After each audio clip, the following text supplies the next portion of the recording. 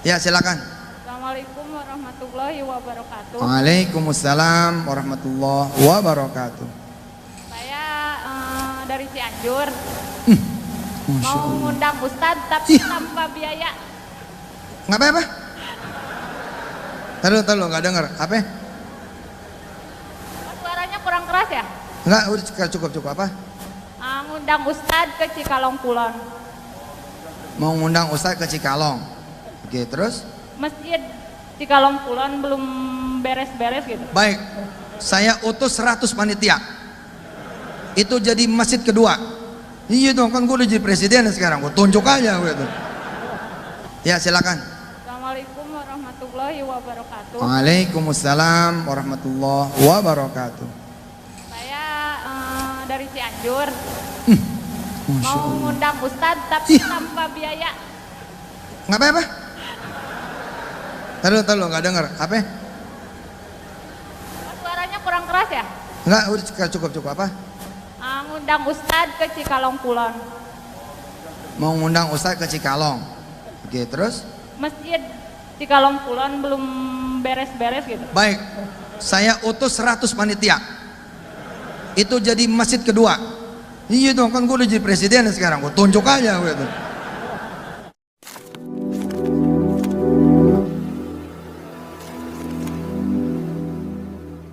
Assalamualaikum warahmatullahi wabarakatuh. Welcome back to my channel Tech Tipdi. Ya teman-teman, kali ini kita ngebahas video yang sudah saya upload sebagian di video shot ya teman-teman. Jadi kalau kemarin ngebahas tentang wawancara, ini kita ngebahas tentang video shot ini berkaitan dengan bantahan-bantahan si Pak Jaman atau Yusuf Mansur ini soal dia nggak pernah terima uang sedekah. Sebenarnya ada hal yang menurut saya relate gitu ya video ini, mengatakan bahwasanya Yusuf Mansur ini ya secara tidak langsung dia memang menerima uang sedekah gitu. Di video ini ada pertanyaan-pertanyaan tentang apa ya, kayak misalkan Yusuf Mansur kan selalu bilang kalau misalkan dia diundang juga nggak pernah terima uang kayak gitu ya, atau apalah kayak itulah. Teman-teman bisa cek sendiri video-videonya. Terus dia nggak pernah makan uang sedekah bla bla bla kayak gitu ya teman-teman. Jadi ya kita lihat dulu videonya teman-teman, dan nanti saya akan jabarkan sedikit ya berkaitan dengan video yang mana. Yuk cek it out. Iya tuh, ente berangkat tuh Hadi, berangkat sono, kasih tahu, ajarin yang seperti saya ajarin. Orang kalau udah dibuka cetak, apalagi kalau masjid belum jadi. Kalau masjid belum jadi nggak mungkin setahun. Kita bicaranya 4 tahun. Kalau 4 tahun lebih enteng lagi Ji. 4 tahun itu bisa 1.000 setiap bulan tuh cuma 1.000 perak. Kesalahan kita kan jadi stres karena masjidnya harus selesai 3 bulan. Besok nih stres. Bikin kalem, kalau masjid masih 0, kita bikin 2-3 tahun. Kalau 2-3 tahun masjid di Cikalong kayaknya 300 juta aja harus selesai. Anggarannya berapa Mbak? Kurang tahu ya, cuman masalahnya dari udah lama banget gitu. Di sana juga sebetulnya banyak yang kaya, kayaknya banyak, bukan Nggak usah, kayaknya. itu kalimat akan membuat kita menjadi bertuhan orang kaya. Saya iya. demi Allah, nomor 1 yang saya beresin itu tauhidnya panitia. Wallahi. Yang Dan satu lagi Pak Ustadz, siap. saya mau ngasih tahu bahwa ini adalah doa yang saya kabul. Saya tadi dari Istiqlal Pak, saya berdoa ya Allah saya bisa berinteraksi dengan Bapak tadi. Dan sekarang kabulnya sekarang Pak, alhamdulillah dengan kejadian masjid ini. Gimana? Dari Istiqlal, saya tadi kan Bapak berceramah dari Istiqlal. Saya di Istiqlal. Tadi saya bilang tentang makna berdoa. Hah? Saya tadi waktu berdoa bersama, saya ya Allah minta untuk bisa berinteraksi dengan Pak Ustadz. Masya Allah. Atau ketemu atau memeluk atau apalah gitu ya Allah. Ternyata Allah Hebat. mengabulkan sekarang. Hebat. Kasih ya Allah. Beliau tadi hadir di Istiqlal Kiai. Jadi Kata beliau dia berdoa supaya bisa ngasih sedekah lewat Ustadz. Emang saya begitu Kiai, untuk menjaga nama. Jadi tidak setiap pengajian itu harus ada sedekah. Tidak setiap. Dan buat penyeru sedekah jangan juga kayak ente nih. Udah 1 kali orang jadi downline ente nih 100, 200, jangan dicekokin terus. Ya ada lagi nih, ada lagi. Ente bisa dimusuhin orang. Jangan begitu, diayun aja, ayun. Cara ngayunnya ajak ke botani. Lalu kemudian ajak duha di sini. Nah, ini masjid yang ente kemarin goceng tuh ini. Oh, nanti orang jalan lagi gitu. Tapi kalau jeder terus ntar jadi masalah. Subhanallah, beliau malah jadi saksi tadi ya. Tadi saya nggak minta sedekah toh? Nggak minta toh? Nggak minta. Tapi saya nyuruh sedekah nggak? Nggak, maksudnya saya Nyuruh toh? Lewat gerai yang disediain di sana. Bukan kalimat saya. Tadi sih nggak minta secara langsung, kan biasanya dikumpulin tuh ke depan. Oh tadi emang bener-bener enggak. Gitu ya. Tadi nungguin. Berarti duitnya masih ada. Oh ya udah buat di sini duitnya. Gitu. Cukup ya? cukup. Makasih Siap. Pak Ustadz. Jazakumullah. Assalamualaikum warahmatullahi wabarakatuh. Oke, itu teman-teman videonya. Nah, teman-teman di wawancara Hotman Paris dia kan bilang kalau misalkan dia nggak pernah makan uang sedekah, ya nggak ada orang yang makan uang sedekah ya. Otomatis makannya ya makan nasi, makan asin, makan manis, ya makan bla bla bla, daging dan lain-lain kayak gitu ya. Nah, tapi di sana ada wawancara yang seolah-olah yang pertama ya yang ditanya sama ibu-ibu itu menurut saya kayak gini. Jadi Yusuf Mansur kayak pura-pura nggak denger ya, karena jelas di sana orang itu semuanya mendengarkan gitu, mendengar maksudnya Yusuf Mansur itu diundang di pengajian itu di masjid, tapi nggak ada uangnya gitu. Pertanyaan yang pertama itu yang Yusuf Mansur nggak mau jawab sebenarnya, sehingga dia menanyakan lagi apa sih maksudnya kayak gitu. Sehingga ibu ini kayak pengen diberikan solusi, bahasanya kenapa sih orang-orang kaya di kampung nggak mau ini, jadi mau diceramain sama Yusuf Mansur kayak gitu. Cuma di awal karena memang ibu ini bilang nggak ada uangnya, Yusuf Mansur itu kayak apa ya, mengelak gitu, dan akhirnya dia mengatakan bahwasanya nanti diutus ya timnya kayak gitu, bukan tim ya, ya itulah yang diutus itu tim 100-nya kayak gitu ya. Nah, yang keduanya teman-teman, ini yang menurut saya menarik juga.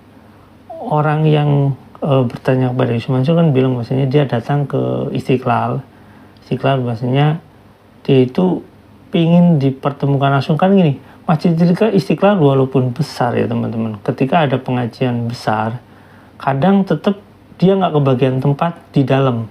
Jadi kalaupun kebagian tempat di dalam mungkin di belakang itu jauh, sehingga untuk interaksinya mungkin terlalu jaraknya terlalu jauh, atau mungkin dia memang nggak kebagian di dalam sehingga dia di luar.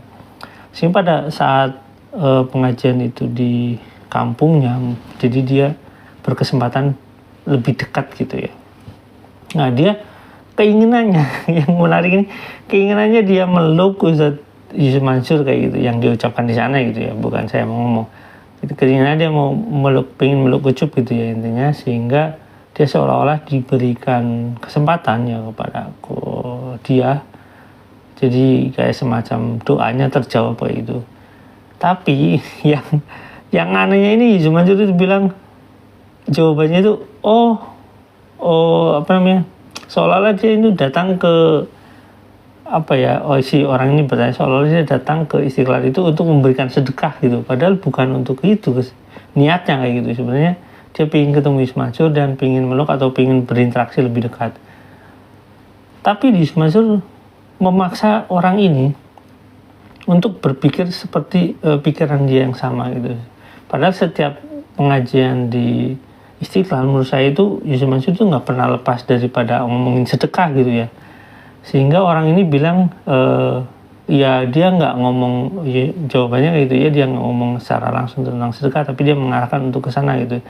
Dan memang seperti biasa kalau yang di Istiqlal itu kadang-kadang ada yang beredar apa ya, selendang atau apa ya, semacam selendang sih, semacam seperti itu untuk menarik sedekah. Nah, orang ini kan nggak ngomongin sedekah, tapi Yusuf Mansur ngarang-ngarahin ke sana seolah-olah Yusuf Mansur itu nggak selalu ngomongin sedekah. Nah, tapi ada poin pentingnya di sana teman-teman. Jadi poin pentingnya adalah kayak apa ya, ditarik ulur gitu orang itu. Caranya ditarik ulur agar orang lain mau sedekah gitu. Jadi bagi Yusuf Mansur sebenarnya sedekah ini soal marketing gitu. Kayak sedekah ini bukan cuma soal marketing, sedekah ini soal bagaimana memperlakukan manusia ini untuk tetap pada pemikiran dia gitu. Jadi ya pokoknya ditarik ulur biar orang mau tetap sedekah gitu dan diiming-iming kayak gitu. Nah, sebenarnya gini ya, perilaku seperti ini nggak dicontohkan sama Rasulullah gitu ya, sehingga kalau ada orang yang mengatasnamakan ustadz, jadi ini orang di luar sana kalau misalkan berpikir bahwasanya memang seperti itukah paradigma Islam, tidak. Rasulullah tidak pernah memaksakan orang lain untuk bersedekah, tidak. Cuma Rasulullah memberitahukan bahwasanya kalau sedekah itu bagian dari syariat Islam ya, sehingga alangkah baiknya orang yang mampu ya bersedekah. Kalau misalkan dia tidak mampu ya minimal memberikan senyuman, karena senyuman itu juga sedekah. Artinya ketika Anda memberikan kebaikan kepada orang lain ya itu bagian dari sedekah. Nah, cuma kalau dijadikan semacam apa ya, sistem mencari uang gitu ya, mencari uang dengan cara semacam seperti Yusuf Mansur ini bukan Islam menurut saya. Ini adalah perilaku orang yang memanfaatkan agama sebagai cara dia mendapatkan uang gitu. Menurut saya kayak gitu ya. Saya nggak ngomongin Yusuf Mansur, ini adalah secara general orang yang berpikir seperti itu. Intinya pokoknya adalah sedekah itu yang menghasilkan uang untuk kepentingan keinginan manusia gitu.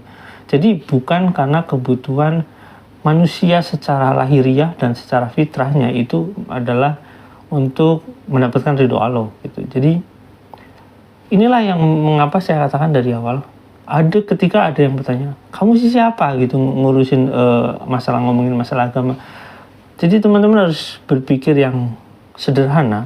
Konteks yang diomongin di Mansur itu nggak ada syariat-syariat, yang bahkan ngomongin Al-Quran pun jarang.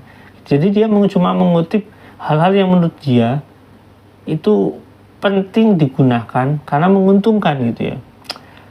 Bukan saya nggak tahu syariat Islam, saya belajar tentang filsafat Islam pun belajar gitu. Saya tahu, cuma yang diomongin Yusuf Mansur ini bukan sesuatu yang memang ya keilmuan Islamnya tinggi. Ini adalah bukan ngomongin Islam menurut saya. Ini ngomongin syariat Islam yang digunakan untuk kepentingan dia gitu, bukan ngomongin tentang syariat Islamnya gitu.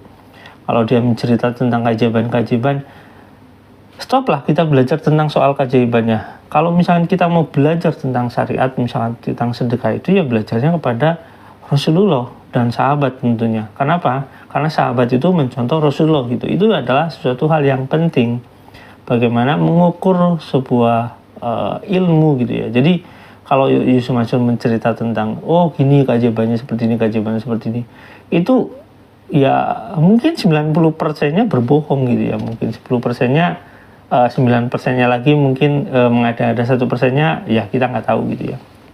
Mungkin kayak gitu. Jadi teman-teman, kalau Anda masih terkesima dengan pola seperti ini, berarti pelajaran agama Anda masih kurang. Makanya Anda perlu belajar lagi tentang agama secara menyeluruh gitu. Konteksnya yang mau kita ambil itu dari mana sumbernya. Kalau sumbernya dari orang yang mencerita tentang keajaiban ini tanpa latar belakang yang pasti, atau misalnya kita nggak ngambil syariat-syariat yang memang sesuai dengan tuntunan Rasulullah, itu bisa dipastikan ya hayalan atau halu gitu ya teman-teman. Oke, sampai di sini teman-teman. Jangan lupa like, subscribe, dan komen. Jangan lupa juga share. Wassalamualaikum warahmatullahi wabarakatuh. Bye.